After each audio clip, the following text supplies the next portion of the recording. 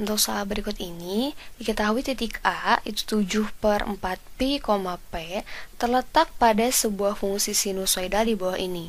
Kita akan mencari nilai P. Nah, untuk mendapatkan nilai dari P, kita harus tahu dulu nih, fungsi sinusoidal yang kita punya dari gambar itu persamaannya seperti apa. Nah, sebelum ke sana, kita mesti ingat dulu nih, persamaan umum dari grafik fungsi trigonometri. Nih, grafik fungsi trigonometri. Nah, persamaan umumnya itu adalah Y sama dengan A sin KX plus theta dikurangi C. Dengan, kalau kita kasih terangan di sini, A itu adalah amplitudo atau simpangan terjauh, K itu, ini K sama dengan 360 derajat per P. P itu periode di sini. Lalu kita punya theta. Theta itu adalah pergeseran. Ini sumbu datar. Lalu ada min C di sini. Ini pergeseran sumbu tegak. Ya, pergeseran. Nah, itulah pokoknya. Ini pergeseran sumbu datar, ini pergeseran sumbu tegak. Ini keterangan-keterangannya. Sekarang berarti kita harus menganalisis gambar yang kita punya. Pertama, kalau kita perhatikan untuk mendapatkan amplitudo atau simpangan terjauh, kita lihat. Di sini simpangan terjauhnya 2. Terus yang paling bawah min 2. Artinya di sini berarti amplitudonya sudah bisa kita ketahui. A itu sama dengan 2 karena kan simpangan terjauh dia 2. Selanjutnya kita lihat dari gambar, ini 45, ini 225. Dari 45 ke 225 itu ada setengah gunung dan setengah lembah. Artinya kan setengah periode ya. Setengah periodenya. Nah, setengah periode ini 45 ke 225 itu 180 derajat. Berarti satu periode dari fungsi yang kita punya itu adalah 360 derajat. Sehingga dari sini bisa kita dapatkan nilai K. K-nya kan tadi 360 per periode-periodenya tadi 1 ya, yaitu 360 derajat. Maka nilai K-nya sama dengan 1. Nah, berarti dari sini sudah kita dapatkan A, lalu K. Sekarang kita lihat pergeseran sumbu datar. Kalau kita lihat di sini 45, di sini 225.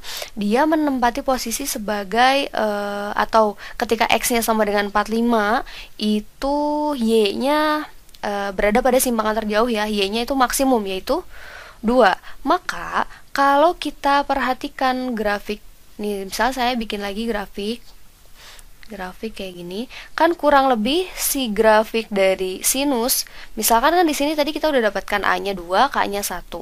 Berarti kalau misalnya kita punya grafik Y sama dengan 2 sin X gitu, ini kan berarti di sini 2. Nah, terus di sininya yang ini min 2. Nih kalau misalnya saya gambarkan biar lebih bagus gitu ya, ini pakai kuning. Nah, gini 2, terus kayak gini lah ya. Nah, ini kan di sini min 2. Di sini maksimum itu untuk sin terjadi pada saat X-nya 90 ya. 90. Kalau di sini 270. Nah, kalau kita lihat di sini kan 90. Ini 45. Berarti ini 45. Berarti pergeseran sumbu datarnya itu kita sebut theta. Nih di sini aja, nih theta itu sama dengan berarti 90 dikurangi 45, yaitu sama dengan 45 derajat. Gitu ya. Nah, selanjutnya adalah pergeseran sumbu tegak. Kalau kita lihat dari gambar yang kita punya, ini kan 2, ini min 2. Nah, biasanya kan maksimumnya itu di 1, lalu minimumnya di min 1. Tapi di sini tidak ada pergeseran sumbu tegak. Kenapa? Karena ini cuma lebih tinggi aja. Jadi 2, yang ini jadi min 2, jadi lebih ke bawah kayak gitu, kayak ditarik gitu si fungsinya.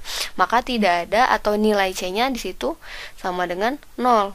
Jadi tidak ada pergeseran sumbu datar. Sehingga dari yang kita punya nih A, K, theta dan teman-temannya ini, kita bisa dapatkan persamaan dari grafik fungsi gambar yang kita punya itu adalah Y sama dengan 2 dikalikan sin K-nya tadi 1 dikalikan X plus theta, tetanya 45 derajat dikurangi 0.